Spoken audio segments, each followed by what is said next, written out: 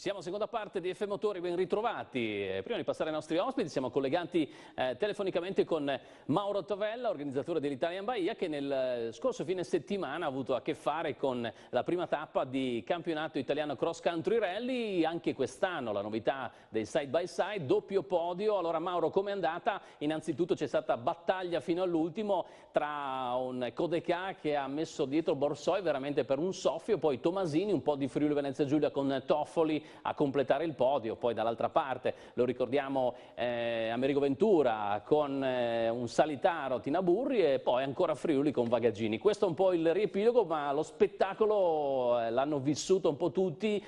Parliamo verso della gara. Ciao Mauro, ben trovato. Ciao, ben ritrovati a tutti. Hai già raccontato tutto, ho spento giù il telefono, hai già detto tutto quello che era di saliente, di importante, di bello e di eccitante nella manifestazione.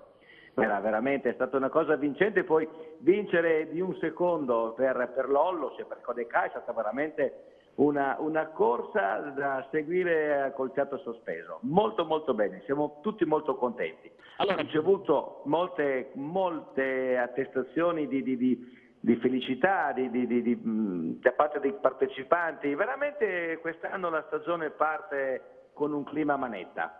Allora tu poi nel ruolo che hai al di là dell'organizzatore, ma lo ricordiamo, sei in FIA, nella federazione appunto, nella commissione cross country rally, lo fai anche nella federazione italiana C-Sport, sei un po' nella stanza dei bottoni e hai contribuito un po' a queste grandi novità partite lo scorso anno, side by side per primi, perciò quest'anno ci sono state ulteriori novità. Tutto questo è a favore dello spettacolo, a favore della partecipazione. L'obiettivo era questo, c'è ancora strada da fare però Mauro.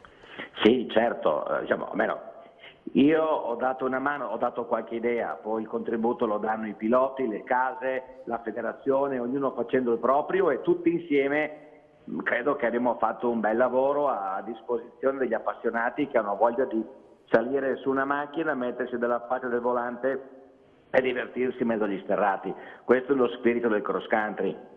Mauro, prossimo appuntamento di casa, chiaramente Italian Bahia, Coppa del Mondo, anche lì una gara molto attesa, l'unico appuntamento poi possiamo dire tra auto e moto di valore mondiale che si correrà in Friuli Venezia Giulia, ma soprattutto una gara che lo scorso anno è stata veramente, sarà ricordata come gara durissima, spettacolare al tempo stesso. Quali saranno le novità per l'Italian Bahia, oltre che il numero, perché parliamo del 25esimo?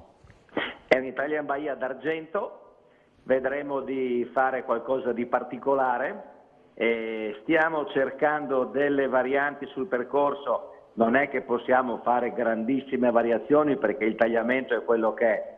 Ci auspichiamo noi adesso con questa nuova ventata politica che potrebbe arrivare ad aprile e a maggio per i prossimi 5 anni di aprire gli scenari maggiori ritornando nel poligono militare dove ci sparano i carri armati, magari nella pausa fra un bombardamento e l'altro faremo magari un Italian Bahia nel Cellina Meduna che io credo che aumenterebbe notevolmente lo spettacolo, ma questo sarà dalla 26esima edizione.